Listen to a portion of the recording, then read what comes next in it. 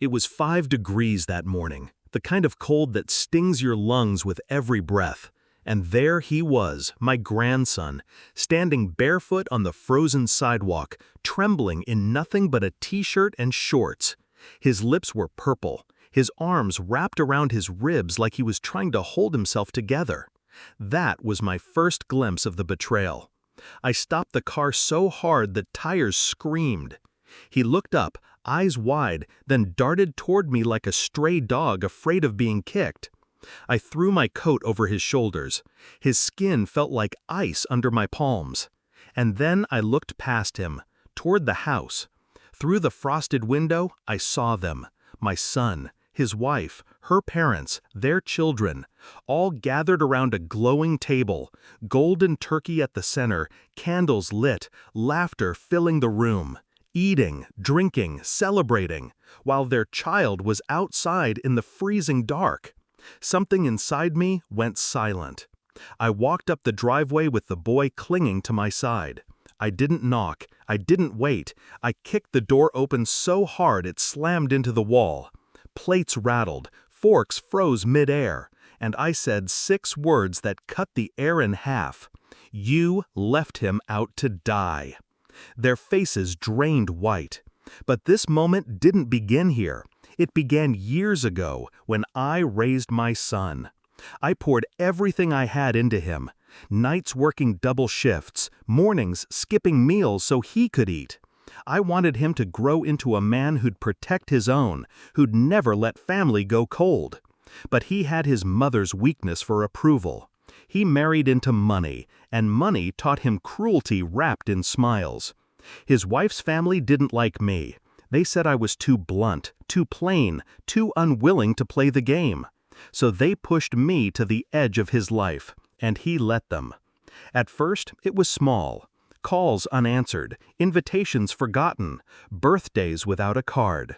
Then came the silence. The last time I saw my grandson, he was 5.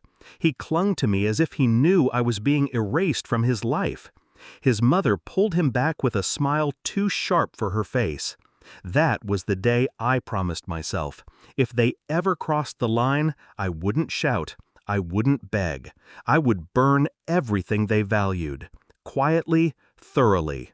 I started watching from a distance. I kept records, photos, times, dates. They thought they had cut me out, but I knew every detail. I knew about the overdue mortgage he was hiding from his wife. I knew about the consulting fees her father claimed on taxes that didn't exist.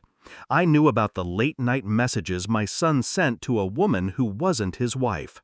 Betrayal was a web. I only had to tug one thread and the whole structure would collapse. But I waited, because revenge isn't served hot. It's served precise. And then Thanksgiving. The boy outside, that was the final straw. I called a friend at Child Protective Services before I even opened that door. Sent her the photos, the videos, the timestamp of the freezing air. I told her I'd testify. Inside the house, silence thickened as my words settled. My son's hand shook as he set down his glass. His wife's face twisted, not with guilt, but with fear of consequence. "You don't understand," he started. But I did, better than he thought.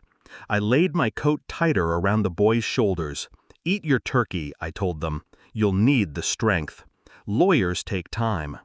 The weeks after were a storm I had already mapped. CPS came first. The boy was taken into emergency custody, placed with me. His little room was ready within an hour. Warm blankets, hot cocoa, a lock on the inside of the door, because safety isn't just warmth, it's control.